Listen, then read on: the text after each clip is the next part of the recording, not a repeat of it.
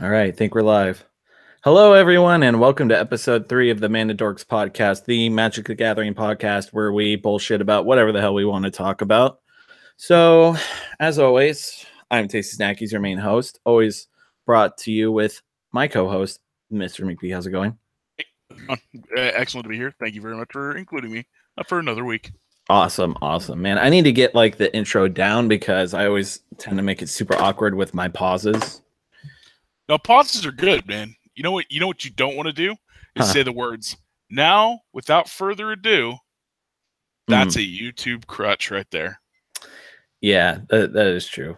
Even like MKBHD, the Marquise Brown. That guy even does it. Oh, I don't know. I mean, like, I know he's a tech guy, but I don't really know much. He's very much the man. He's a great YouTuber. Okay. I'm more of a Linus Tech Tips kind of guy, but I need to. Dude, he's the best. Yeah. Oh my God, Linus Tech Tips is so good. I watch his channel so much. It's tech porn. Yeah, absolutely. Well, and he's just like, he's a funny dude. He just has like interesting little quirks about him, and he's like that funny IT guy that you wish worked at your place. You know what I mean? Right.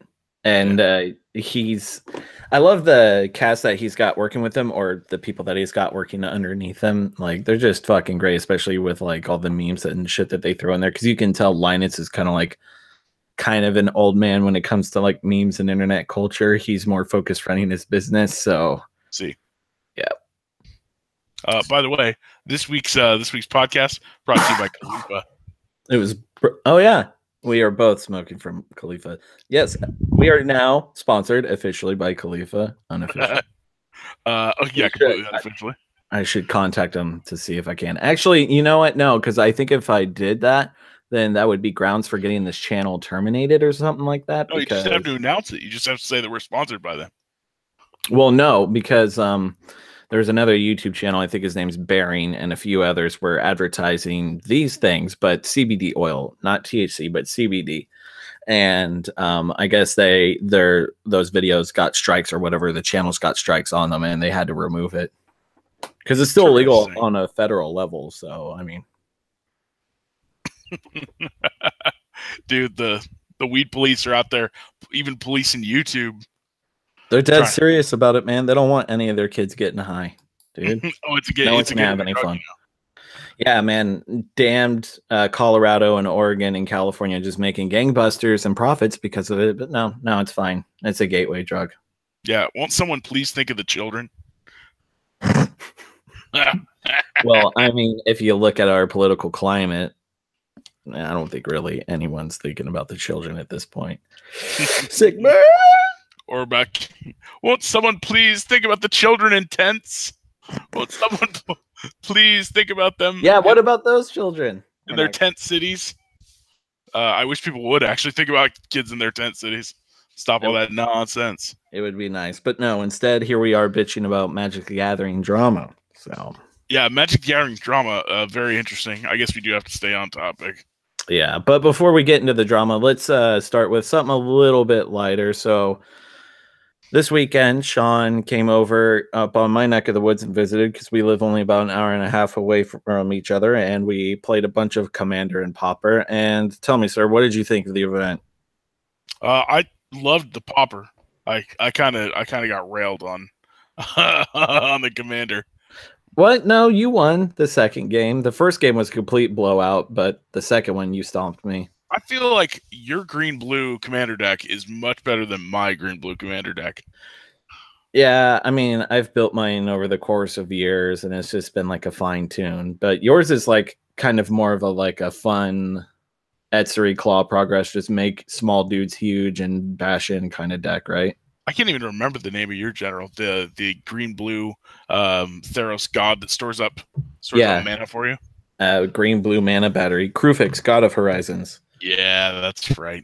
She's my favorite blue-green commander. The from Dominaria, Tatiova. Whenever you play a land, you get to draw a card and gain a life. I've been considering replacing my commander with her. But every time I play with Krufix, I'm like, oh my God, I fucking love Krufix. So if Krufix ever gets banned for any reason, Tatiova is instantly becoming the general. But I can't give up Krufix. She's too perfect. Yeah, and you sink a lot of mana into it, and then you end up using it for good reasons. Yeah. Brought to you by cats, also. Yeah, it's Omnath, so it's green mana battery, so you just store mana, but it's playing blue, so guess what else plays blue? Counter spells, and that deck wants to hold up mana anyway, so it kind of works out. And it also gives you access to Deadeye Navigator, which is the main win con of the deck. Good old Deadeye Navigator. They need to stop making mana batteries. They're way too good. I would even suggest that Omnath is too good. But that's just me. It's not like bannable, but it's really annoying. I like a good uphill battle, so I'll take a fight against a Crewfix or an Omnath at any point. Omnath is one that I was shown the power of from very early on in EDH or Commander. Yeah. Back when it was still EDH, people were jamming Omnath, and it's a good deck. It is a good deck. Green by itself is very very good at accelerating. I was about to say green by itself is outright the best color in Magic. Like when you compare it color by color, but that's just because it has everything that you kind of want in Commander. You have the big creatures, the big finishers. You have all the ramp because you want to be able to get as many lands as you want because you want to use as much of your resources by recasting your commander for the 30th time or whatever. So green is the best at doing that. And when you pair it with something like blue, which fills in literally every other gap that blue cannot do by itself, it's quite a lethal combination. I don't know, man. Add in some black for... Do you think mono green commander is better than mono blue commander? Depends on who the commander is, really. And deck style. Like, if it was Etsuri, like Elf Ball, I think it would smash every day. Ooh. You think Azuri is the best mono-colored commander, then?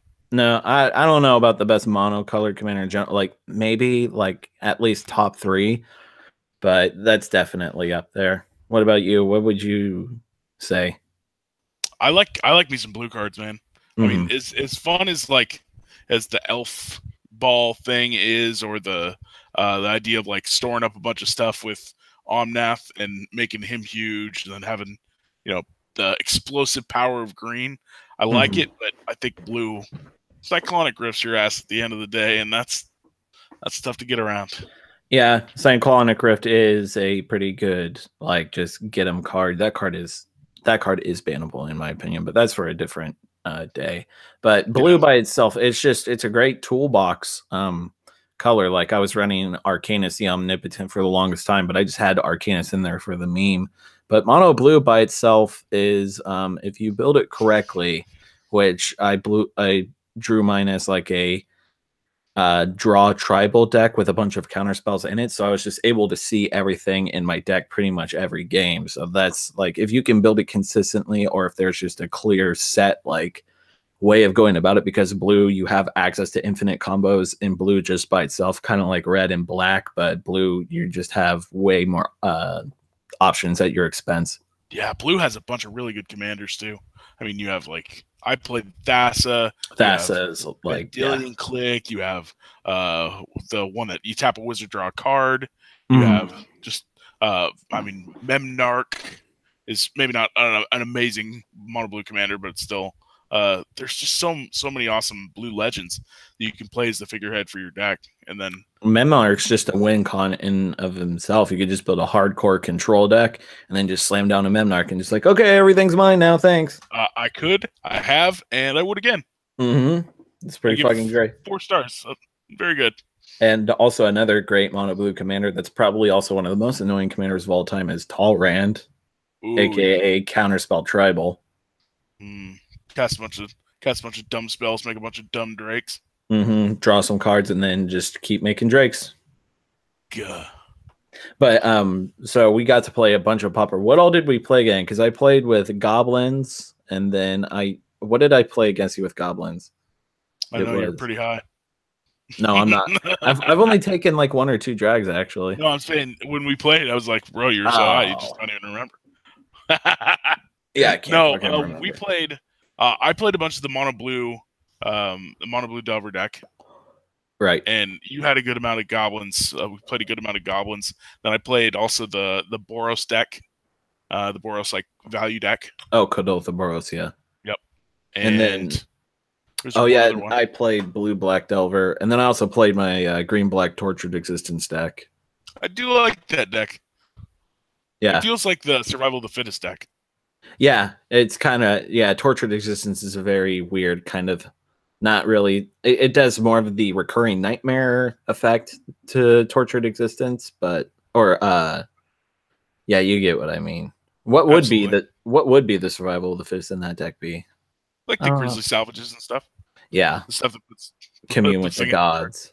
Yo, so okay, get this, man. Like when I first got good at Magic, like the very first thing that ever kind of shot me up into the competitive arena was I went to the JSS championships in Florida. Mm-hmm. And the deck that I took with me was like Living Death Survival of the Fittest back in the day. It was after like Recurring Nightmare was not around anymore, or like was not playable anymore, because they banned it in Standard. Man, But really? I didn't know that. yeah, it was real good. How new into the format was the card? Was it kind of like a Smuggler's Copter situation where it was just kind of like one set in and they just slammed the ban hammer on it? Well, it had already won Worlds at that point, Mm. and then Saga came out, and it was like when Saga and Legacy were out was when I was playing this tournament. And it was like Destiny was just coming out, and we were just able to draft it at the JSS Championship / Nationals that I went to. And I was playing this Living Deck Survival of the Fittest deck, and or Living Dead Survival of the Fittest, and I was so bad, dude. I was like main phase fitting a bunch of creatures into my graveyard and then passing, and I was just like tapped out all the time. Oh no. And people just didn't have the tools to fight against my deck, though. If I would run out creatures against them and then go through all their resources by running through my utility creatures and then just play Survival of the Fittest, fit a bunch of stuff away, and Living Death. And I ended up almost making top 8 of the JSS championships with my Living Death deck. I ended up getting 9th. And, damn. Yeah. And that win gave me enough scholarship money that I was able to pay for almost all of my community college to get into radio. Hell yeah. Isn't that crazy? Paying for real life shit. Too bad they don't do that anymore. Too bad they don't have good ideas anymore, man. It's a shame. Bro, the JSS thing is so sad. Did they only hold it in like Florida or something? Was it kind of like the Pro Tour where it was like a specific area event and it was kind of like everyone would come in and play in it, kind of like a Grand Prix almost? Or so for the time they eventually expanded some of the qualifiers and stuff that you could do for this, but they had juniors qualifiers to get you to this national tournament in Florida. And it just so happened that like my parents found out about this tournament, and I found out about this tournament through the card shop that I was going to in Portland. And we were like, oh, well, this is going on. I could go there and play. And my mom's like, yeah, and we could go to Disney World. My mom's like, woo, Disney all the time. Woo, Disney. So she was like, oh, it's an excuse to go to Disney World. So my dad was like, oh, I'd like to keep my wife happy. So yeah, we're doing that. Hell yeah. So you coerced your family into taking you to a Magic event, pretty much. No, it was complete bullshit. Like the reason for me to go and play was just like a complete scapegoat for my mom to be like, yeah, we should totally go. And so my mom was like off running around frolicking through Disney while I was grinding in the first round of this tournament. There was like a 6-round qualifier there in Florida for the national tournament, and I think I went like 5-1 or did well enough to make the second day, which was the national juniors championship. And so I went through that, and it ended up actually drawing in the last round against this kid who totally gamed me. Like I was too young to realize how tiebreakers worked, and he was like, yeah, if you draw with me, then the likelihood of me getting in is definite. I'm definitely making top 8, but I'm pretty sure you're going to make it in at 8th if you draw with me. And he knew good goddamn well that I was not going to make it in the top 8 if we drew. And just gamed me. Marty fucking Winard. I remember your ass, and I'll see you someday, sir. Marty Winard, you prick.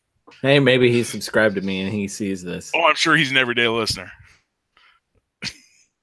You've seen every episode of the Man of Dorks. So I got to ask you a question then. Yeah. So you said you went 5-1, and then you said you got ninth at that place, but you said you were also playing pretty scrubby. So let me ask, compared back then to today, how good were the players back then? Not good. So like your average person who was I think your average person who was playing in a tournament was probably worse than anyone is now, because you're talking about a time in 1998, 99, 2000, around in that Mhm. area. So what was just in its infancy at that point? The internet, the information Oh, right. provided by about Magic specifically. Like, there weren't a lot of people out there doing Magic content. There was obviously no YouTube back in the day. There's no sharing of information in like on message boards or anything like that. Your information came out of Scry, or it came out of the Sideboard online, or the Sideboard magazine. Like, the Sideboard magazine that they put out in actual physical publication form was like the source for decks for me, at least when I was first starting. It was like cutting edge shit. The first actual Magic site that people drew information from was called the Dojo, I've heard about that. and people would submit decks, from tournaments that they won, or Mhm. like articles. I think articles would occasionally happen on the dojo, or it was just a lot of decks. And it wasn't until like, I would Wasn't say, that like Mike 3 years. Flores or whatever started championing that site or something? Yeah, I think so. I think so. That sounds right. I could be fuzzy on the details, because like 20 years ago, but Hmm. it was an interesting time to be around, and I definitely was bad at the time. Like, I was doing stuff that I would look back on now and be like, "Oh my god, what a scrub it up job." Well, yeah, because how you're saying the internet wasn't widely available, and so net decking and just people watching pro players play and learning like strategy through articles and shit like that wasn't a thing. So everyone was just casual kitchen table players, Like, and they would eventually, or they would sometimes go to like F&M or an event or whatever to play. But there was like, compared to today, like how many like spiky PT grinders there are was just like super rare back then, like almost non-existent.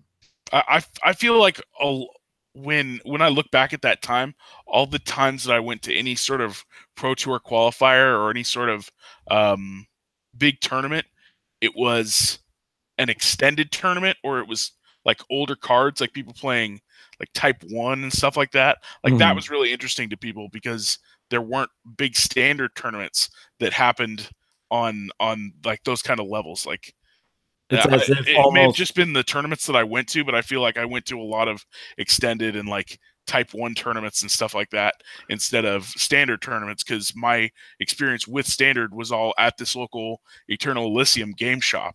Like, they had Mhm. it all on lockdown right there. It's it's an interesting time, so much different than it is now. The time when, from like 1997 until about like 2000, like 2 or 3, was an interesting and formative time for Magic tournaments in general, where there was still like a lot up in the air, and there weren't as many people playing, but there was still this air of like big important things were happening. People paid attention to them. Like, sorry to just go off on this huge long No, diatribe here, no, but no, it's uh, fine. another thing that really inspired me when I was younger was watching the Road to the Worlds video that came with a lot of the 1998 um, World Championship decks. Hmm. Like, every deck that you bought, whether it was the Survival, the Fittest Recurring Nightmare, Drago, or Sly, or White Weenie, came with this VHS tape of Really? of Road to the Worlds, which was just like Tempest, Mirage, Visions, Weatherlight, Standard, Hmm. from Nationals of like the year before, and it was like Mike Long, John Finkel, and all these other like legendary pros that were playing out at Nationals, and it was just like condensed coverage from ESPN2 of Nationals going on, but it was an insane video. It was so fun to watch, because it was Magic edited well to make it look like it was full of drama, and it was perfect. Like for the time and Man, I that it gotta was out, it see. was just so lit, dude. I gotta see if we can find that on YouTube, or if we Oh, could it's there. find one who can like recover it, because I've come across a few things. I came across like old 90s or like early 2000s possibly Magic ads with like trained org and stuff. And Oh, yeah. it's actually pretty funny. And there's like one of like Visidrix.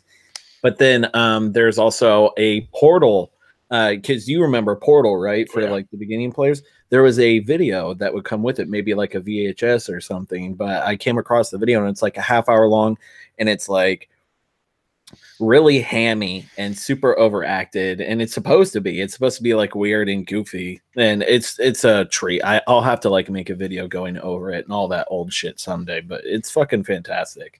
It's also prime meme material. I'm surprised I haven't like extracted any of it for its meme value. Because I'm the MTG meme smith. Yeah, absolutely you are. We should definitely get a copy of that Road to Worlds deck from, or the Road to the Worlds video. If not a physical like VHS copy of it, then check it out on YouTube. We should like watch it live and do some reactions to it or something, because it's just like we could make like Amanda Dorks podcast out of it or something, just like a what's that Mystery Science Theater, right? Yeah, like MSK 3000, totally. Yeah, we can do that. Yeah, riff tracks. That would be perfect. We probably wouldn't get slammed with a copyright, considering it's over 20 years old, and Wizards would probably shudder at that and they'd be like, no. Whatever. It's probably like fair use or some nonsense like that. Yeah, and they wouldn't give a shit. We wouldn't make any money off of it anyway, so they wouldn't care. Besides, I'm pretty sure I'm blacklisted from them anyways, so we're good. We're good. You know, like a couple of years later, after they were doing all that recording of nationals and stuff, one of my friends got second at nationals, and he was trying to get them to get him the video of it. And the video of him at nationals, it was all recorded, like it was there, definitely being recorded, because there was a big camera crew doing like big flyover shots with a big camera on like a crane, and like guys up on stage filming it. There was tons of footage of it, but I still don't know where the footage of my buddy Eric on stage at nationals is. He's been trying to find it for a while. It's probably in the archive somewhere at Wizards, but they just like, I don't know if it's out there and published or what. Maybe it's just like hiding deep in like deep storage, and Wizards just like inside of like, or maybe it's converted to like a floppy disk or like thrown on a thumb drive, and it's just gonna collect dust forever. Or it's in some cryogenically frozen VHS tape. Like they must never know Terminator about this. hand or something. When you open it, the music do do do do do. It's like straight Skynet and shit. Nah, and that's a little history lesson for you kids. If anybody out there remembers the dojo, leave us a thumbs up in the comments. Say what's up. Smash that MF like button, subscribe, and hit that bell, that notification bell. Right, that's what all the cool YouTubers do. Now, without further ado, let's talk about Boogie. So, all of you probably know who Boogie 2988 is. He's Francis, aka the dude who made the viral table flip magic video. He has been affiliated with Wizards of the Coast for a while now, getting free product to open in streams, possibly. I would assume so, because it seems that he has officially been severed ties with Wizards of the Coast. Now, I'm going to read off of this article, oneangrygamer.net. Its title is Wizards of the Coast reportedly severs ties with Boogie 2988 for association with Unsleeved Media. Oh boy, here we go. That was literally their reason. That's what the title says. So I'm not going to read the actual article in depth, but so YouTuber Jason Stephen Williams, better known as Boogie, came under fire, and pretty much he was on the H3H3 podcast, and he was talking about I'm going to condense it, but he was talking about gay rights and gay marriage, and he was saying like, oh, it should be more of a crawl than it is a run, just because it can be dangerous if we try to do things too fast. And there was a lot of backlash as a result, and from that, one of or a few people who are dissenting on Twitter and arguing with them publicly either work for Wizards or are very close with Wizards. We'll see here. Let's see. Lewd Boy or Ali Medwin, that's who it is. Ali Medwin from Wizards of the Coast was critical of him, and I guess she's maybe a higher up in there, or she's pretty involved with the company. And then conveniently, Wizards of the Coast announces that, or says to Boogie that they're not going to work with them, and then Boogie says publicly, he says this, to clarify, Ali is not the person that said WotC did not want me to work with them anymore. She did, in fact, have some pretty critical and I felt unfair things to say about me publicly, but that's her rights and opinion. The person who told me at WotC that the company would no longer work with me said so in private via email. I don't believe in sharing such emails, so blah, blah, blah, blah, blah. So they told him behind closed doors, hey, sorry, we can't do this anymore. And the reason why was because of his affiliation with Unsleeved Media. Now, you can immediately call bullshit on that, because if you're at all involved with Unsleeved Media drama at all, you know for a fact that Boogie kind of wrote off Unsleeved Media like months, maybe half a year ago, if not even longer. So I think it's them kind of just reaching and just being like, oh, this Unsleeved Media guy, yeah, you're affiliated with him, right? You know he's banned for life, right? Because he, I don't know, fucking raped a dog or something. Sorry, gotta go. Rip dogs everywhere. Yo, keep dogs away from Jason. So what do you think about this? I think that's absolute nonsense, dude. First of all, the idea of policing someone because of their opinion, get out of here, man. And who could be more moderate and more to the center than Boogie? Yeah, and like even in the guy just exudes love. Like what? And the guy that, or the thing that everyone's so angry about was a pretty moderate way of like envisioning how he'd want it to go, because it's like he wanted it to happen, and he's stated publicly before that he's been like fighting for this publicly, like going from doorstep to doorstep, handing out flyers and shit for decades prior. He's saying that it needs to be a slow crawl, because I don't know if you've paid attention to the political climate here, but when things start getting aggressive and fast and the turmoil grows, things become very unstable very quickly. And people go from zero to butthurt real quick. Yeah, and like the gay people, these people who have not had these rights afforded to them forever, essentially, they want those rights. However, there's a bunch of other people that are really not wanting to budge at all, and that sucks. You know, we wish that those kinds of people would be willing to budge, but it's just going to be a thing like over time, like when they die off, hopefully, or if they decide to change their minds, then we can bring this to a more basic level foundation. And that's pretty much what Boogie was trying to say, is just like, we need to not force this, because if you force it, it's gonna end up really fucking bad. And yeah, I don't know, man. I feel like Boogie's pretty clear on exactly where he stands with people of the LGBTQIA infinite other letters community.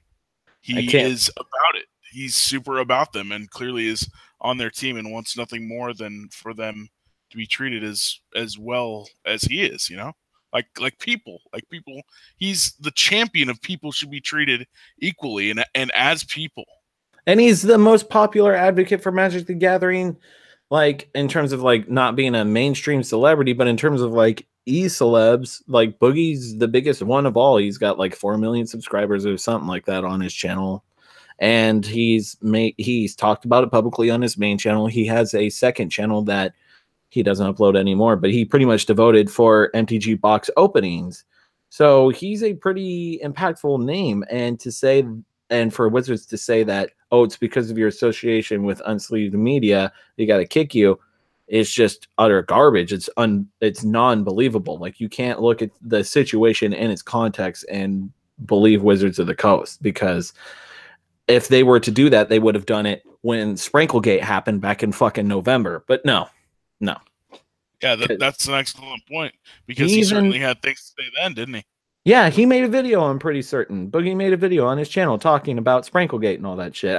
You may have to prove me wrong, chat, and I'm sure you will, but I'm pretty sure. I think if I remember right, in that video, he talked about how he did not agree with what Unsleeved Media was saying. Yeah. Right? Yeah, and he was everyone was pretty much on the side, but that's beside the point. Antagonizer, Unsleeved Media.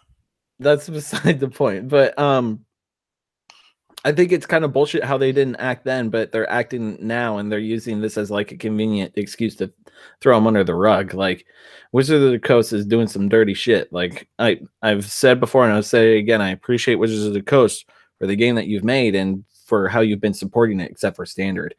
But that's a whole different story. The point is, you need to stop being so political, and you need to pull your heads out of your asses. You need to focus on the fucking game, because this is fucking annoying. It is. Yeah. Spend time taking a stance on every political thing, but yet they have Magic cards that come out all bendy. Oh my god! They can't figure out card stock, but put a lot of time and effort into making sure that the God forbid that their voices are heard. God forbid the first 22 years of Magic the Gathering, the cards came out fine. It's just all of a sudden, what over the past 22 years did the machines curl? No. Oh, there's more moisture in the air over the last 22 years. Yeah, for sure. I mean, it's not like it's exactly correlated with the new M15 borders and how the cards all started curling then. Nah. It's not like they got new printers and they actually turned out to be complete and utter fucking garbage. Shout out to My Haven Ablaze. Said the state of MTG is just sad. Just print some quality cards and SDFU. Yes, please focus on your fucking game. You guys are already working on the Standard environment. You're doing a good job with that, inviting pros to talk about you. But what about, I don't know, every other aspect of your game? Speaking of pros and every other aspect of your game, let's talk about the Silver Showcase. So I have you sad. I don't know what it makes me feel euphoric about the fact that Wizards of the Coast doesn't know what they're doing. So this is just utter confirmation about it, or unbridled rage. No, if it was unbridled rage, I wouldn't be sitting here trying to come up with excuses to delay for time. Point being, this is a shitty decision on Wizards' part. So introducing the Silver Showcase. So the Silver Showcase is a pseudo weird-ass invitational event where they bring on players like Raphael Levy, Shuhei Nakamura, John Finkel, PVDDR. Those are some pretty impactful names of Magic. Arguably some of the greatest names of Magic of all time. And who else? The Dragon Master Brian Kibler. So you can't really complain about that. Stanislav Sivka, if I can fucking pronounce your name right. He's Pro Tour winner, Pro Tour Return to Ravnica with the Eggs second Sunrise deck. So he's a decorated player, and he's very talented. He's also like a world-renowned chess player as well. I could be wrong, but he's talented nonetheless. Then we have David Williams. What? Yeah. David Williams? Yeah. Like the guy who got kicked out of Worlds? Really? Like he disqualified from Worlds? Really? When? When he was playing the Sapperling, was it was a Sapperling combo deck or something like that? What happened exactly? Do you remember? I gotta look this up now. Fill up the time. Absolutely. It happened, man. I mean, he's an amazing poker player. I feel like people up in Seattle that I know are very familiar with him. I know that I passed him one time in the hall. Said? Yeah, it was at Worlds. It's qualified, you said? Disqualified, yep. I'm gonna look that up now. Dave Williams disqualified. Oh, yeah, it popped right up. Yeah, on the sideboard of all things. I fucking told you, dude. The sideboard was the Jammy Jam back in the day. That's where we got our information. Wizards.com/sideboard/article, whatever. After game 4 of the quarterfinal match between Dave Williams and Tom Vanderloo, the judging staff examined Williams' deck following suspicious draws and decided to disqualify Williams without a prize. Head judge Mike Dene explained, Williams had 3 copies of accumulated knowledge that were bent more than the rest of the cards in his deck. He cut his deck after his opponent shuffled in games 1, 3, and 4. Each game that he had cut his own deck before drawing accumulated knowledge was the top card of his library. The one game where he did not choose to cut his deck, accumulated knowledge was close to the top of his library. The knowledge is okay, so whatever. Judge said that he was cheating. Okay, so we have a resident cheater who went on to go play poker, and he's successful at that. Whatever. Man, I don't know. I know people that know him. I don't want to talk too much trash. Yeah, I'm sure they have favorable experiences with him, but yeah, he may be a good guy, and I don't fucking care. Like, if we're gonna allow Alex Bertoncini to play in the game after provenly being proved a cheater like 3-4 times, if not more, and he's still allowed to play, whatever. Like, this is fucking small fries compared to that.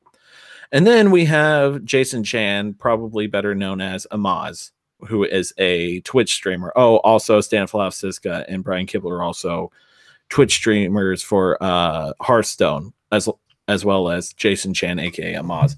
So we have that, which is kind of strange, right? You think like you're gonna have like a pseudo invitational event with those kinds of people, right? So what if I were to tell you in this event, first place? No, well, let's start from the bottom, 5th through 8th. You're in dead last. How much money do you think you'll get just for showing up? $5. No. Take another guess. North of 500. Yeah, how about if I say $12,500? Oh my god! Yeah, 3rd and 4th, $20,000. Second place, $25,000. First place, $35,000. So a year. Yeah, so let's say Sivka just fucking blows it out, or Brian Kibler wins, and then it's just kind of known that a current Hearthstone player, not Magic player, but also a good Magic player, ends up dominating over this. Like, people aren't going to be like Hearthstone players and see this and be like, oh, I gotta go play Magic now. If anything, they're just gonna laugh and just gonna be like, ha ha, I get fuck Magic players. I would imagine that many Hearthstone players are very familiar with Magic the Gathering. Well, yeah, of course, the games are very similar, but Hearthstone is way more popular than Magic the Gathering in terms of like internet popularity, especially on Twitch. It's gangbusters over it. But I think it's really shitty because Wizards of the Coast is using this as an opportunity to try and bring in Hearthstone players and Hearthstone viewers to, you know, check out Magic the Gathering, because Magic the Gathering is getting ready to release its own Hearthstone clone, aka MTG Arena. So they got to get those casual dollar bills, y'all. It's really shitty. I don't know, man. I don't know if that's a way to lure away Hearthstone players. I mean, Hearthstone players are doing what they're doing because they're kind of frustrated. They're bringing in David Williams, so maybe they're trying to get some of that poker money too. And the poker players. What the fuck are they doing at Wizards? What are they doing? Why didn't they like bring on like actual coveted players like the Peach Guard? No, like, you know, Jensen, Turtenwald, Reed Duke. Dude, they should have brought. No, they can't bring in Newmont, right? Newmont the Nummy. Why not? Nummy guy. Why not? That's fine. Because he does their commentary. Yeah, that'd be fine. Or if he played, that would be fine. Like, if it was 8 like Magic pros that like, maybe we get rid of the Finkel because he's Finkel kind of thing. PVDDR and Nakamura and Levy all make sense because they're still accomplished players. And not to talk trash on Finkel, because Finkel is like one of the greatest players of all time. Dude. But when I see an event like this, I want to see the best of the best in today's day and age playing for that coveted title, for that $35,000, because God forbid this is like the highest paid out event in Magic's history ever, and it could go to a Hearthstone streamer. And I'm not like, oh, I'm super jealous, how dare they get that. It's just like, this is a wasted opportunity. This shit's all over the other pro players who grind in and day out, and they also have to work full-time jobs on top of it, because guess what? Being a pro Magic player doesn't actually mean you're a professional Magic the Gathering player. It just means you get to go to more expensive tournaments than the ones that we all get to go to. That's all it is. God, you sound very, very displeased about this, sir. It's kind of a 1% problem to me.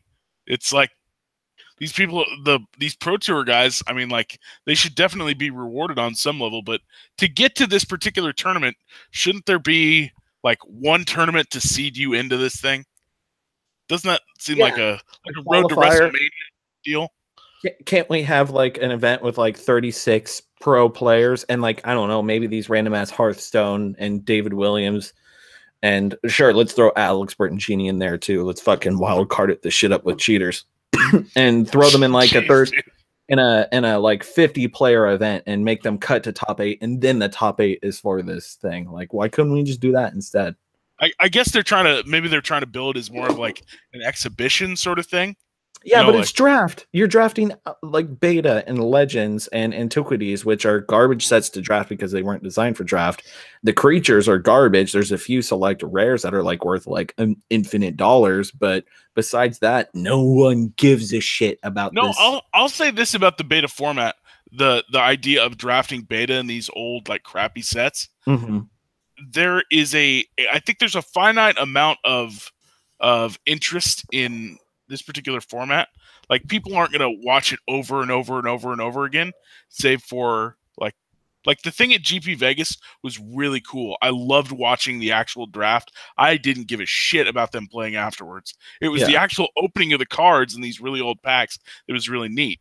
But I think that like wears off after a while. So, I mean, I am glad that they're doing an exhibition to kind of cash in on the craziness and the wow factor of opening up these old packs. But I don't think that is going to last for forever. So, I mean, that part of it, good on them for striking while the iron is hot on this particular thing that's had a little bit of press as of lately. And I think it was pretty well viewed online on Twitch to see all these dudes opening up these beta packs. But yeah, it's not going to last forever is all I'm saying. Yeah, it's they do this a lot where because you were bringing up earlier striking while the iron's hot. I understand why they did that and from that perspective why, but they have a really bad habit of doing that too hard and too often. Let's take a look. Let's just go through the motions. Let's master sets. Modern Masters 2013. It was pretty successful. Modern Masters 2015. It was pretty successful. Modern Masters or Eternal Masters. It was okay. And then Modern Masters 17. And then Iconic Masters. And what was it? Masters 25. And there was another Masters that I'm probably forgetting in there somewhere. You're saying they just beat it? They just beat it to death. And there was another thing that they did earlier that the masterpieces. So they had these Zendikar expeditions, right? And then turns out to be super successful. And they're like, okay, let's just go full on with this fucking Kaladesh block. It gets 45 really sweet ass looking artifacts. We're reaching Amonkhet block. We don't have a theme. Let's just do 45 cards that all like have this weird Egyptian / Nicol Bolas theme. Ugliest thing I've ever seen, by the way. That card type. Yu-Gi-Oh nonsense. Yeah, everyone hated it, and everyone was burnt out on it because it was like, oh, I can't wait to get my Divert masterpiece that's worth $7. Fucking awesome. Like, literally, at your LGS, you can still buy Amonkhet Invocations for, like, less than $20, which is just buying, even though it's Threads of Disloyalty. It's still worth buying it at this low price. But point being, it got really bad backlash, and just like with the master set, so they had to tone it down, and to the point where we haven't seen masterpieces in over a year now, and begs the question, will those ever return? So with this beta draft, everyone like freaked out and was like, oh, this is amazing, and Wizards is like, oh, you want more? How about beta with fucking a million other things? And then these pros and I forgot to tell you, this is also a somewhat relevant important thing. So the cards that they draft, right, they don't get to keep. The cards are donated to charity. Interesting. Yeah, they're like auctioned off to high bidders and collectors who are going to like vault them away anyways, your Rudies of the world. So that's wonderful. But it all gets to go to charity. Wouldn't that money actually be better use of, instead of going to the pros, it goes to the charity instead, and then the pros just get to keep the cards that they draft? Maybe. Maybe. Or maybe it'll be a bit more profitable just because of the amount of cards and the volume of cards opened. I don't know, man. But they're going to be played with, so they're not going to be gradable, pretty much. Well, no disrespect to that idea. Certainly, the idea of giving to charity is a great one. Sure, yeah, but I just feel like it could have been executed better. Couldn't they just guarantee some amount of money that they're going to sign off to charity, and then, I mean, like, let the pros keep the cards too? Like, whatever, they're gonna do some auction or something. They're a multi-billion or multi-million-dollar corporation. Just like sign off $50,000 to a charity of your choice. Or if I was a dude who got first place, and just be like, okay, I just got $35,000, and then let's say a Black Lotus is opened at that event, and just be like, okay, I'm going to place a bid on that Black Lotus for, I don't know, X dollars. Maybe that's the potential that they're thinking of, is that, like, if they have all these crazy over the top cards and say some, like you're saying, a Black Lotus gets opened, and then somebody's like, I bid $50,000 or some crazy amount. Like, oh my goodness, somebody's bidding $50,000 for charity. What if they bidded their winnings like live or something like that? That would. I don't know. That seems like it'd be a logistical nightmare, but I don't know. That seemed like that'd be cool. A philanthropic like measuring contest all of a sudden. The ultimate virtue signaling for Magic. SJW this, son. So in addition to like how the fact that these pros are getting paid like shit, you know who else is getting paid like shit in the Magic the Gathering community? This guy. Judges. You know, the people who run events, the people who have infinite knowledge about this game and are willing to help you out and will help out set up GPs and shit. You know, those people. Having a computer meltdown. Sorry about that. Oh, it's all good. No problem. I noticed you were having a problem. But I was just saying judges are like very integral to the game, yet they're not even paid. They're doing volunteer work. And I think that's, while it's noble, especially in the beginning when Magic was a smaller game and they probably didn't think that it would grow to the size that it is now, I don't appreciate the fact that I just see these judges pretty much bending over backwards just for foily cards. I think that they deserve fair compensation, and it's a contentious topic, and it has been for years because of the legal battles involving all of this. But you and I were talking when we were hanging out earlier over the weekend, and I'll let you go over the idea. Well, the idea basically was to take away the burden of putting together a tournament on a card shop, because the idea stems from, you know, you have like a community sometimes that can grow to be a little toxic at a card shop from the competition that goes on. And I think there should be the option for judges to be the ones that really put on the tournament. Like, they could go from place to place and be like their own little, on their side hustle, or their job is to be the tournament organizer, and should get paid probably by Wizards or by the entry fees, the prize structure that they put together to make these events. Like, they could make it more a career to go around and be a judge and really like get paid to do this thing that they clearly are so dedicated to. And I understand that there is already a structure of, like, you know, judges go out to these events, they get paid with more than just foils, they get paid for their time. But there should also be a way for them to be for them to make, you know, like money locally doing this thing and organizing tournaments. And it also takes some of the burden off of the local game store, who, you know, has to be there organizing tournaments all the time. It could be like something that is more attached to the judges and less attached to the local game store. That's the option I'm looking at.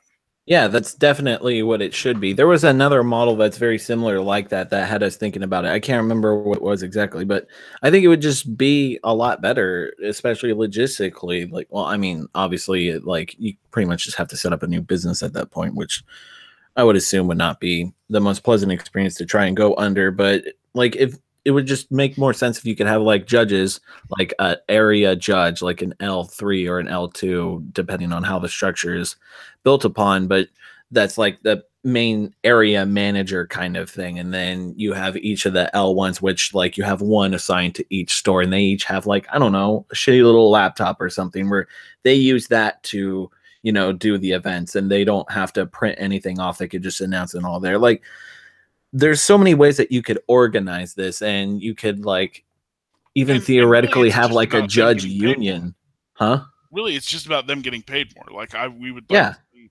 judges flourish and they're be able working. to, Let's make them. yeah. Yeah, they're working. Let's make it a real job. That's the ultimate goal.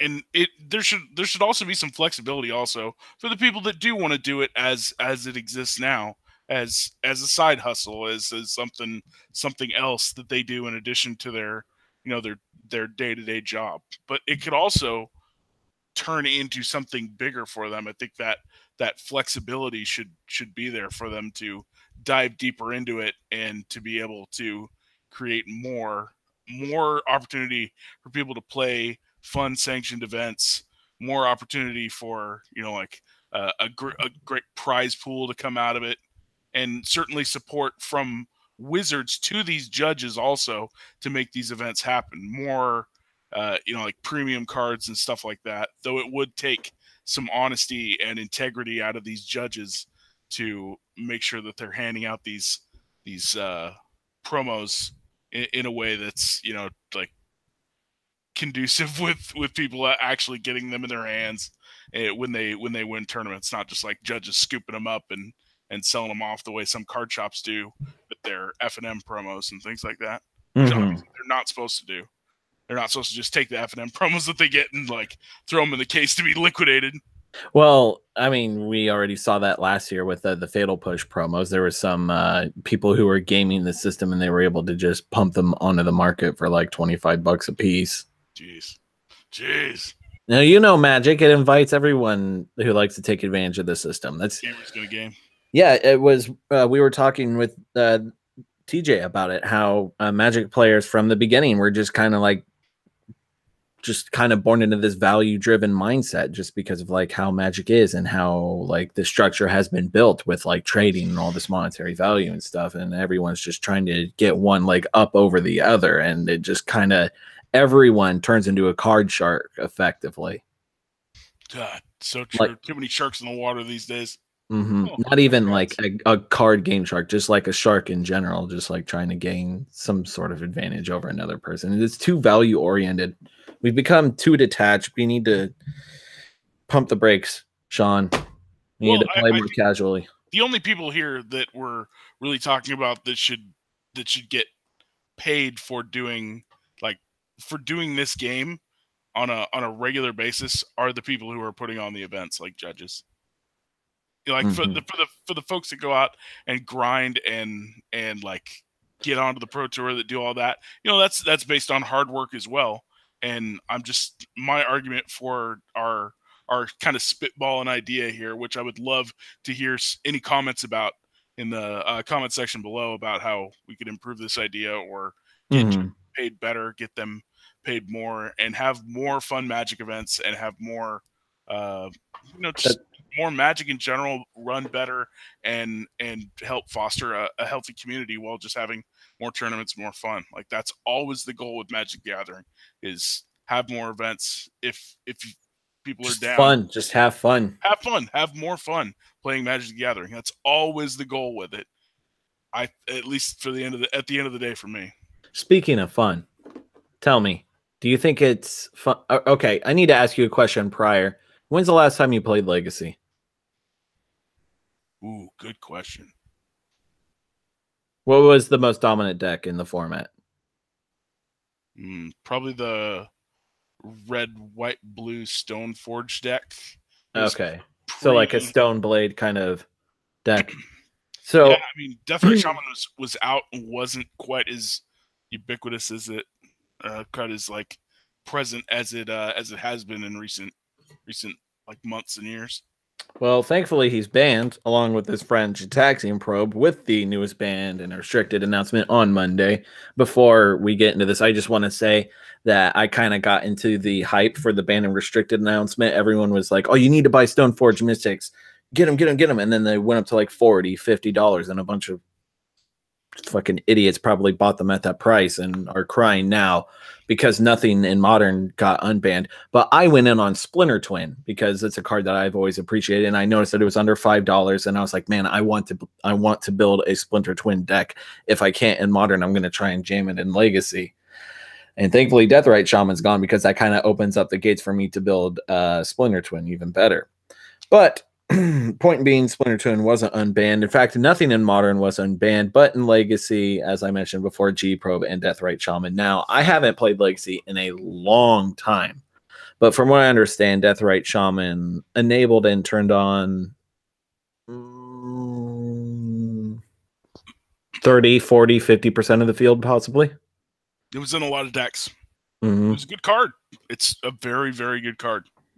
And it also has a color profile that lets it fit into a lot of decks. Like, I mean, a card that can fit in both elves and a Delver strategy or a young Pyromancer deck. That's a flexible card.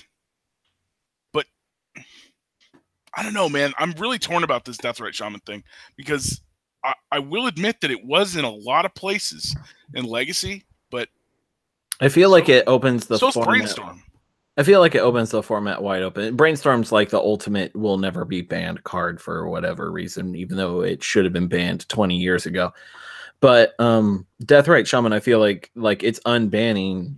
It has just opened up the possibility of so many other decks being able to be playable because the Delver decks and the Death Shadows decks just got a huge kick in the nuts as a result. It's not like a Splinter Twin or banning where you just kill an entire archetype with one swing.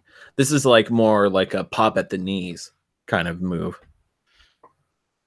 I just don't know how I feel about it, man. It's just like it's such a weird thing. It's a really good creature for Legacy. It provides some really interesting interactions, but it was just everywhere.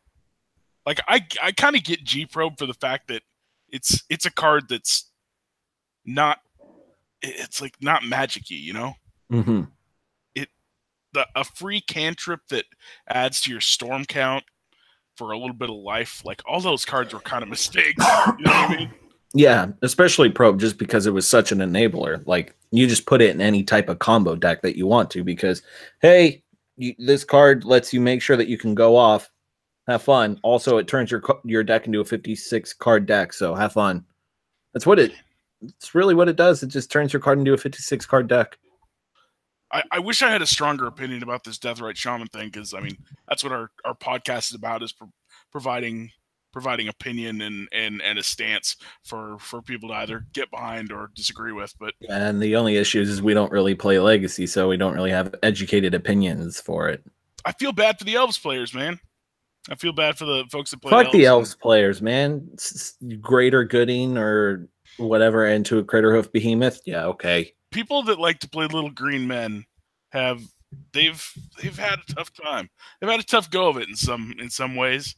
And I like to see a fair-ish deck, make it out there and do good out in the world. But rest in peace, Deathrite Shaman. You sneaky little bastard. It had a good run, 6 years. It pretty much impacted the format the day it was printed, and well, here's the reason that I like it being gone. I used to play Maverick, and I loved just green-white Maverick, and then people started jamming Deathrite Shaman into it, and like Abrupt Decay, and like a couple of Thoughtseize in the sideboard. But now I think with Deathrite Shaman gone, they may go back to the classic green-white Maverick, which was just the fairest of the fair decks. Just magic the way the good doctor intended for us to play it. Dude, it's all about Death and Taxes now. That's the deck that I think is just gonna perform really well. Both that and Goblins, because Goblin Lackey, I think it was Pleasant Kenobi's video that he came out with today. He brought up the fact that Goblin Lackey pretty much can come back in and just start. I don't know what is Accurate legal in Goblins. Yeah, what was legal in Goblins now that wasn't beforehand? Rabble Master. That seems good. It seems like a good card to cheat into play, right? And Deathrite Shaman just like stonewalled Goblin Lackey. It made it just not even possible for Goblin Lackey to be played or good. I feel like Death and Taxes also becomes a much better deck because you can play stuff like Brightling. I think Brightling gets better now that Deathrite Shaman is out of the picture. I don't know, man. I don't know about no brightening. I don't know about no Brightling. I like Brightling. Like maybe as a fun of, but A fun of. yeah, it's my cute little way of saying one of a fun of. That's adorbs. Thanks. So we got MTG Perp or Purple, whatever in the chat, saying it's chill as fucking here. Good. I hope it is. That's kind of the vibe. We're two dudes that just kind of get along and just chill out. I have been debating bringing a third Romine on because I feel like he's, when it comes to divulging and just fucking going down the well in terms of talking, Romine is fucking king at that. And I hope you're listening to this, Romine, because we need to bring you on. Chris, we love you, but Chris is he runs over you sometimes, man. Yeah, he's like a train. He just keeps going. Yeah, but there's two of us. He's just like, nope, sorry, we're on a destination. We're not stopping. Well, gotta go. Thankfully, I own the controls and I can mute him. So if he ever like starts getting to the conspiracy bullshit, just like, all right, you're quiet. He's like, and furthermore, Sandy Hook, and like, whoa, mute. We need to get him on. So going down the rabbit hole there. Hell yeah. That's what we do, man. We just talk about weird shit. This isn't necessarily a strictly Magic the Gathering podcast. This is a podcast about two dudes talking about Magic the Gathering and whatever the hell we want to talk about. But stuff in the water makes the frogs gay. Turning the freaking frogs gay. So I'm getting a bit distracted here, Sean. Jeez, quit distracting me. Well, stop smoking that vape so much, Nick. I'm not. You're the one that's smoking it more often than I am. You're smoking. You're stupid. You're dumb. Right now. So our last subject that we're going to move on to, before we move on to the last subject, without further ado, I already put it in the chat, but I'm just going to say it now. If you got any questions for us, be sure to throw the questions our way so that way we can answer them after our last subject here. But moving on to our last subject. So GP Vegas just happened not too long ago, and everyone was there. And by everyone, I mean, excuse me, burped up some dinner. Hell yeah, nice. Some orange chicken. But people like Alpha Investments, Tellurian Community College, Wedge, all the gang were there. And it was going through the hall that Alpha Investments was charging for autographs. And that's a big no for some fucking reason. You can't charge for autographs. Heaven forbid, people are distracting you and you only have so many time or so many hours within the day. And he's already working with Vintage Magic at Daniel Chang's booth. And so he's constantly pulled aside to like sign and shit. Oh no, my time can't be compensated for. People on the internet were just like, how dare you? You can't do this. Artists can do this because, people come up to them with 100-card stacks and make them sign stuff, but you can't do this. Question for you on this subject. Mm-hmm. Was he there working with Daniel Chang at his booth? Or was he there just chilling? I don't know.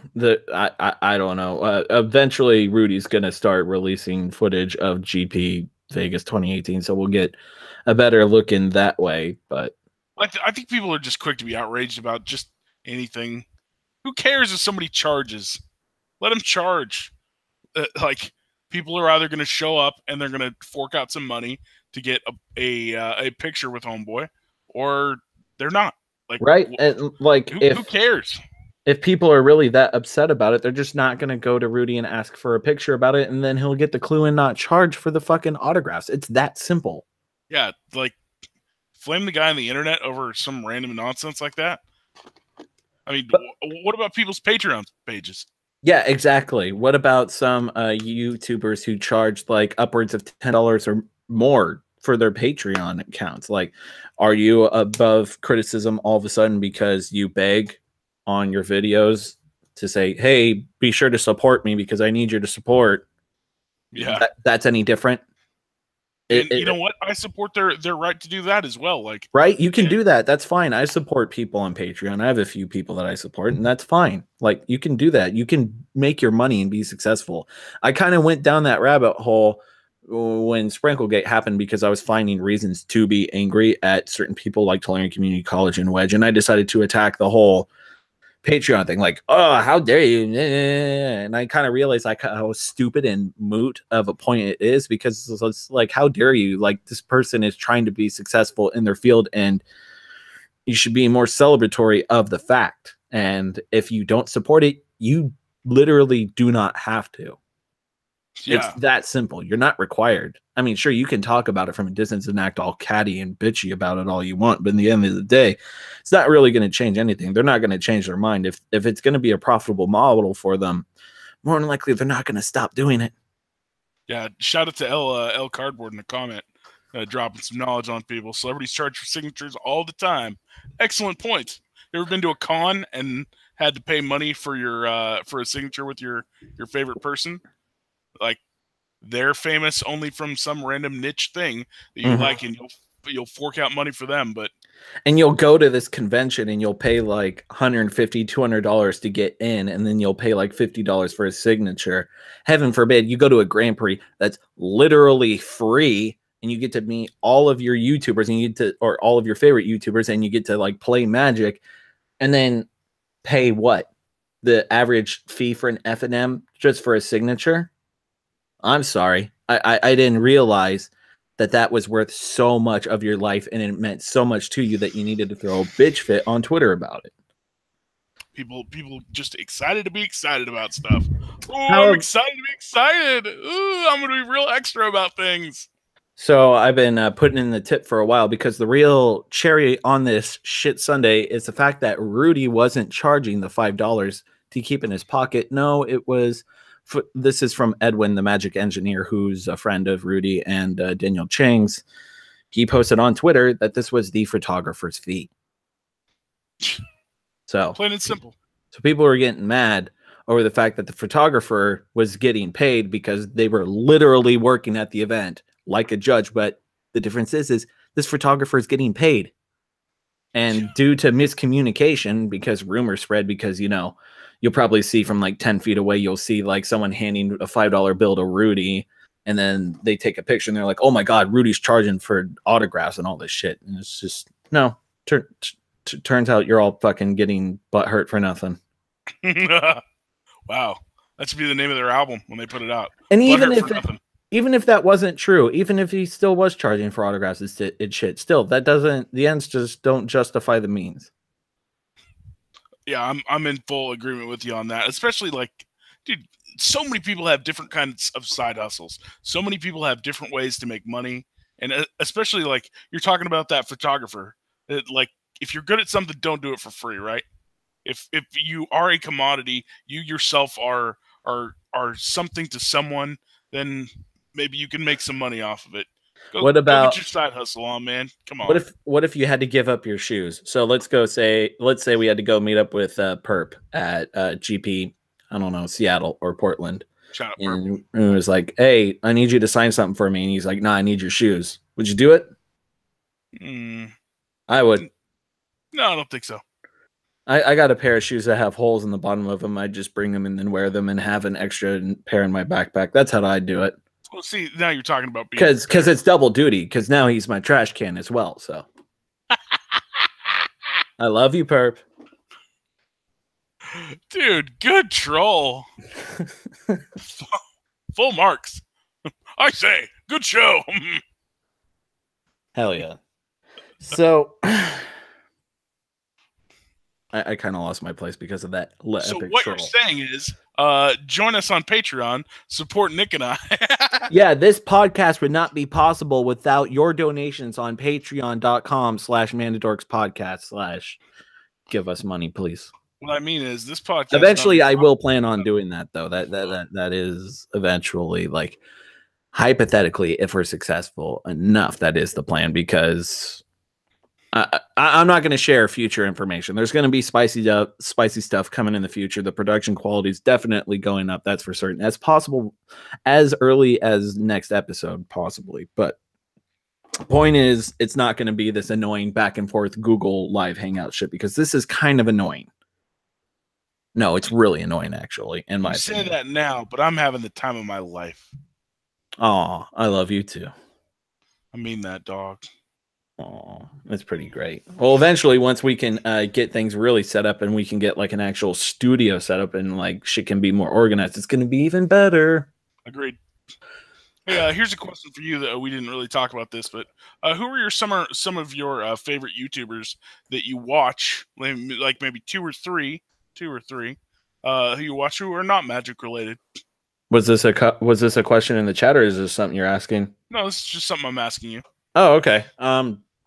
Fuck, that's kind of a weird. Because I'm not prepared to answer that. Okay, off the top of my head, Nakey Jakey, he's amazing. He used to make videos talking about games, and he's just like a total goofball. And he still makes videos talking about games, but it's a bit more serious. And he's like got this really great sense of humor, and he's also got a really great sense of heart. And his editing is on point.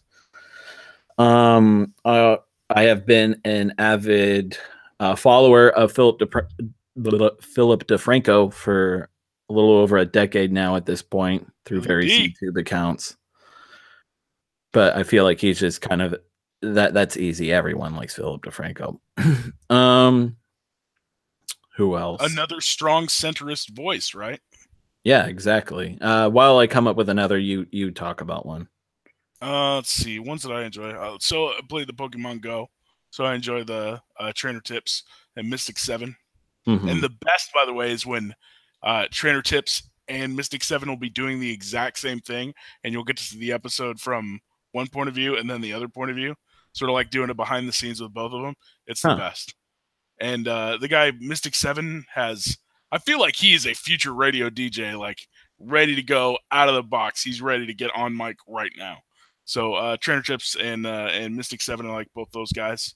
You ever see the channel Blair White? You ever see Blair White's channel? Yeah. She's pretty cool. Yeah, she always makes me think. Every once in a while, she has stuff that's like really, really personal that I'm like, all right, this is very deep and very about you. But then when she talks about other things, about her opinion about various political stances and things from her kind of conservative point of view, it at least makes me think, because I'm reasonably liberal, but I like to hear the other side, the other opinion, and I think she does a great job with it. Yeah, that's I'm not necessarily a follower of hers on YouTube. I've watched a few of her videos on YouTube. I follow her on YouTube, and I really like the banter that she throws on there. But she's pretty sweet. Did you see that she's getting married? That Joey guy or whatever that she's with, she's getting married. So that's pretty sweet. Yeah, man. But so the true love happening. That's big time for them. Mm-hmm. Shout out to both of them.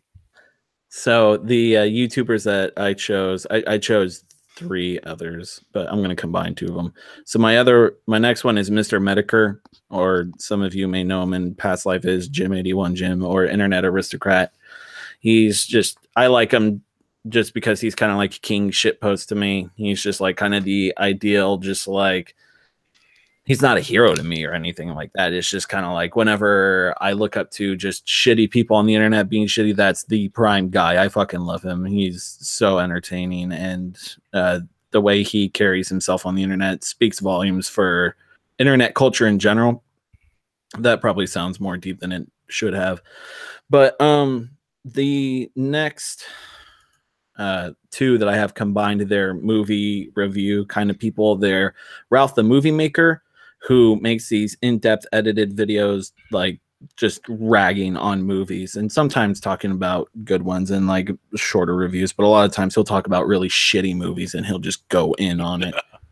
Like a lot of other YouTubers, but this guy has a really unique perspective in like terms of video production. He's fucking amazing. And then my other favorite movie YouTuber is, or it's a duo, it's Red Letter Media, or it's more than that. There's like 4 or 5 people, but they're kind of how we're doing right now, where we're just like casually talking, but it's like for a movie review. So it's like 45 minutes of 2 dudes just like talking shit on the latest summer blockbuster. It's pretty great. You do that too, totally. We should. That'd be fucking dope. You see the new Incredibles, by the way? Nope, I could give a fuck less about it because I heard from everyone else that it was pretty average and like pandering towards our generation and turned out to not be that good. It was super lit. I loved it. Who's SNCHL cardboard says? I don't know. But so moving on to the final subject of the night. Or no, we're already talking about the final subject of the night. I'm getting kind of confused because we're at the end and all this other shit. We're a professional podcast, Sean. Did you know that? Well, I mean, I am. Yeah, I am too. So get it together. I guess we won't divulge into the second part of our last subject just because I don't feel like sprinkling in a little extra drama on top of that. We don't really need that tonight. But is there anything else? Fire. So let me ask you, okay, we'll give you one final question that's MTG related. So to prove that we're an MTG podcast still. Who's your favorite MTG YouTuber? Give me two. Give me or do you watch MTG YouTube at all? Tasty Snackies. What? No, you can't choose me. I'm sorry. Because I wouldn't choose me. That's for damn sure. I don't upload enough. I find myself watching Jeff Hooglin more than I intend to. Just because Jeff Hooglin just pumps out so much Magic Online content. I end up watching a fair amount of it, and I'll fall asleep to his nonsense every once in a while. But Saffron Olive is better. And he also pumps out MTGO content. Or does the voice get to you? Do you not like Seth? I'm sure he's a very nice man. I can't talk anything bad about somebody who's just so genuine, but I can't. I can't stand his voice, dude. I can't. Oh my god. It's mean. It's mean to say. It's okay. I've heard plenty of other people have the same exact complaint. Like even my sister, I'll be playing my video and on my phone and she'll be walking and she's like, God damn, that guy is so fucking loud and annoying. It's like, it's Seth. Probably better known as Saffron Olive. Saffron Olive. Oh, it's so bad. All right. People that I actually enjoy, though. So I watch Jeff Hooglin, moderately enjoy him. He works hard and he's got kids, man. Much respect to that. Wait, which one? Jeff Hooglin. Okay, Jeff Hooglin. Other one. Ristic Study. God damn it. Did I steal one from you? That's fine. You can have him. Get fucked. Kill. He's definitely the best MTG channel on YouTube, period. It's not a contest. He's the best. The kind of content that he provides is incredible, dude. And it's all and the history part of it is so interesting. It's something that every Magic player who's played for a long time sits around and talks about.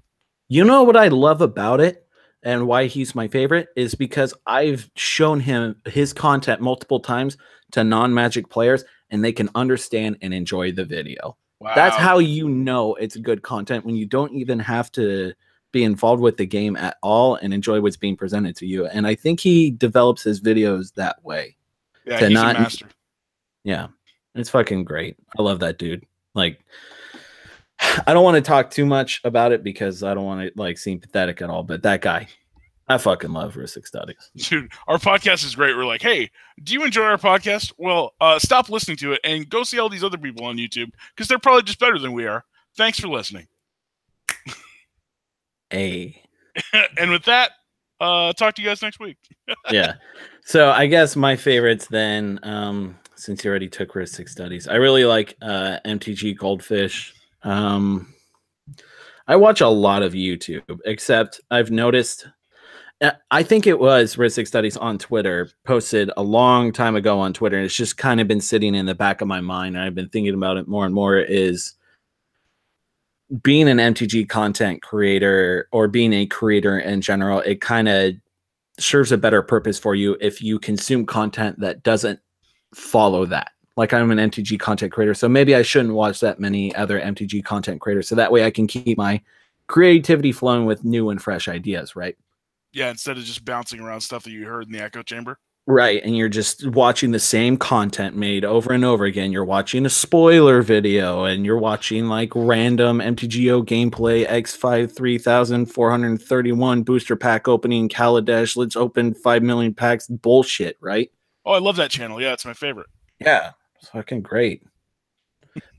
And so as a result, I don't really watch that many MTG YouTubers anymore. I'm subscribed to like hundreds of channels, literally, but I don't really watch MTG stuff anymore just because it just doesn't really catch my attention all that much, except for Ristic Studies.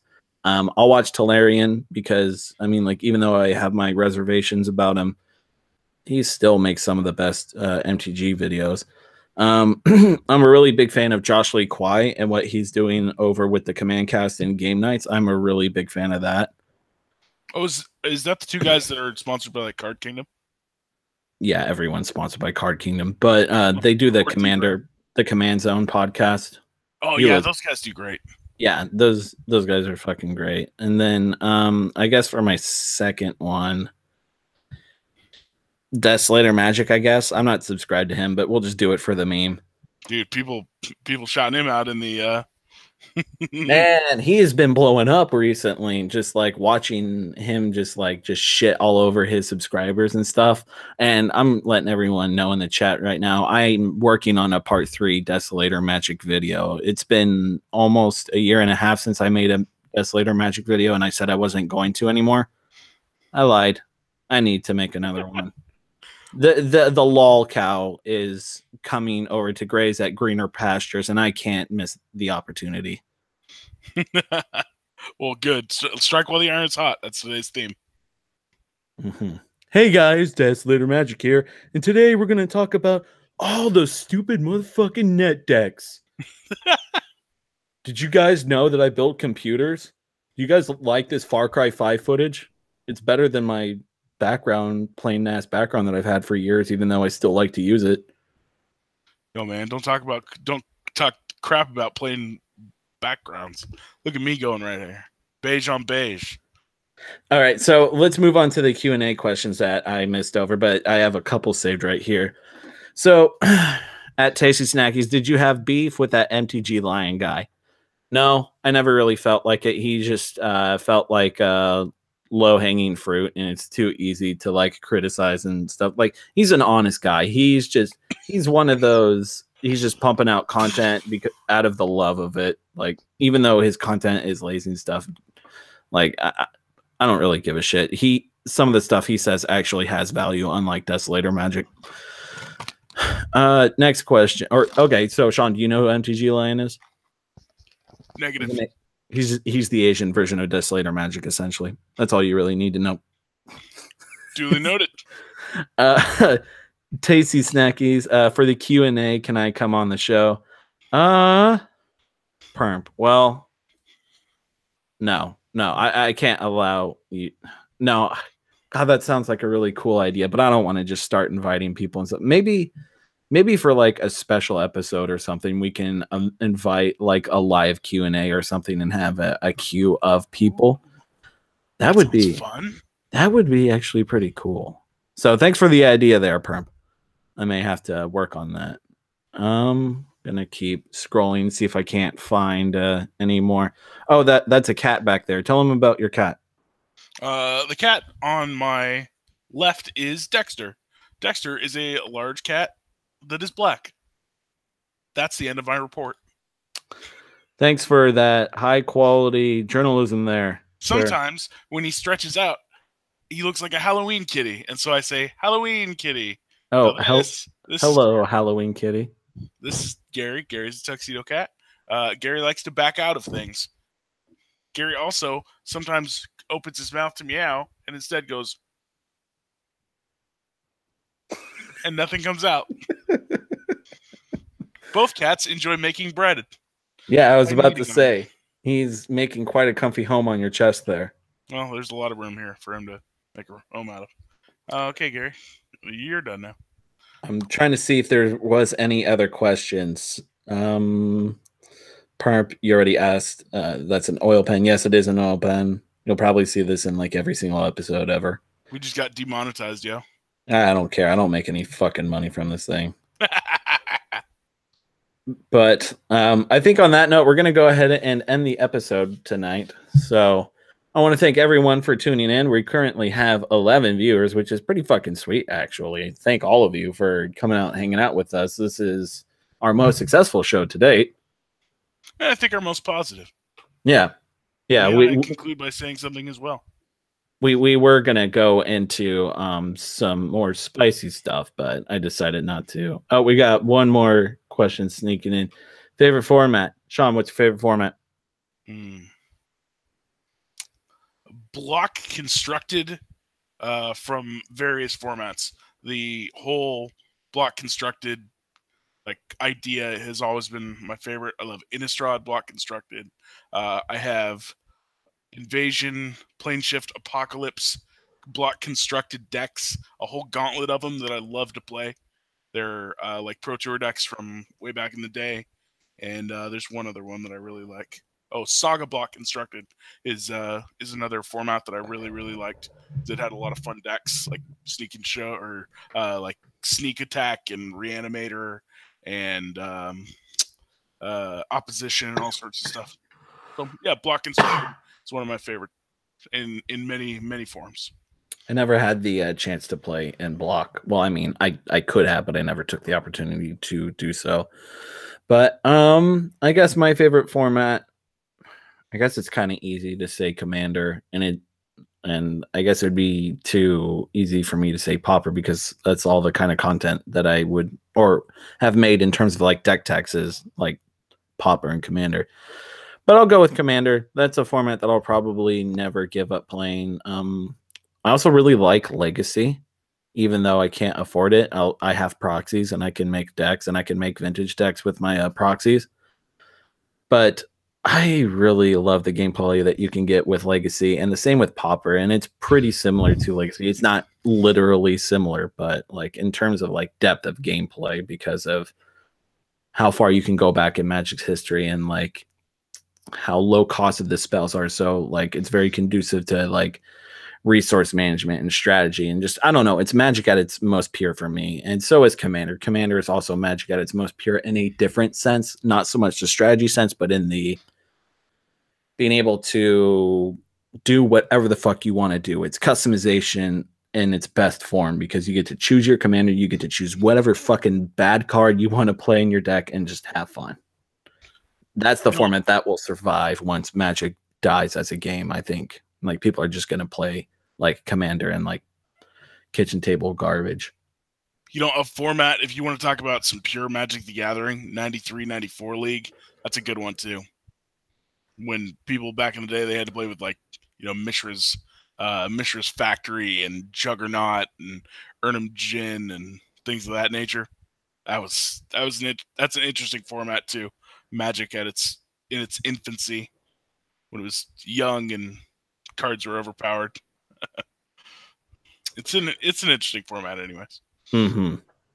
Yeah, Rogue Deck Builder just showed up in chat. You showed up literally at the end of our stream, and either of us didn't choose him as our favorite YouTuber. Right. I mean, we don't have to pander to everybody. I'm sure he doesn't want to have smoke blown up his ass. No, man, he's all about it. He loves the attention. Oh, he just wants the attention. Hey, shout out to you, Rogue Deck Builder. Woo woo! Everyone, go subscribe to Rogue Deck Builder. Woo! But actually, yeah, that's conflict of interest for me, or not conflict of interest for me. That'd be me doing some marketing for Rogue Deck Builder. So you're welcome, Kevin. Every episode, never forget. Tasty. Are you gonna make another cool Instagram deck tech video? I'm debating it because IGTV just became a thing. So I want to experiment with because the normal on your monitor display is 1920 by 1080. But with the phone and IGTV format, it's 1080 by 1920. So it's, vertical instead. So if I were to make IGTV content, I would need to experiment with filming in that format. And I don't know if you can do deck text in that way just because of screen real estate. But I mean, maybe you could. It would just be more slideshowy and basic looking. But I don't know. I'm going to have to experiment with it and see if even my video rendering program can even export in 1080 by 1920. So it's going to be a process. That'd be some fun content. Mm-hmm. Plus, neat deck techs and deck lists are always fun. Hell yeah. People really like them, especially the popper ones that I've put on the channel. They've received really well. So I need to get back onto making it because it's been literal months since I've done it, and I've just been pushing and putting it off because I'm lazy and life gets in the way. Anyways, we need to end this. We've been dragging it on for fucking ever, but we need to get going, sir. So, any parting words, McBee? Thank you for another fun episode. And as always, if you have ideas about things we're talking about, holler at us in the comments. Talk some shit in the comments. Please go follow our Twitter page and talk with us, or throw it in the comments or stream chat here. Just any advice is perfect advice, even if you think it may be too negative, just anything really, because it really sucks when it's just all positivity all the time and you can't really discern, like, what am I doing wrong? Oh, I'm not doing anything wrong. And then you kind of run into the Desolator magic problem where it's just like, everything's perfect. Blah, blah, blah, blah, blah. Please talk shit in the comments. Thank you. Please be normal YouTubers and talk shit in the comments. Yeah, I'd like to get a good laugh. All right, so that's going to be it for me tonight. McBee, thank you for joining me, if I can talk correctly, because it's a professional podcast. No response? You're just going to sit there in silence? I see how it is. Oh, I'm sorry. What were you saying? Nothing. All right. Thank you all for watching. I'm Tasty Snackies. You all have been wonderful, and I'll catch you on the flip side.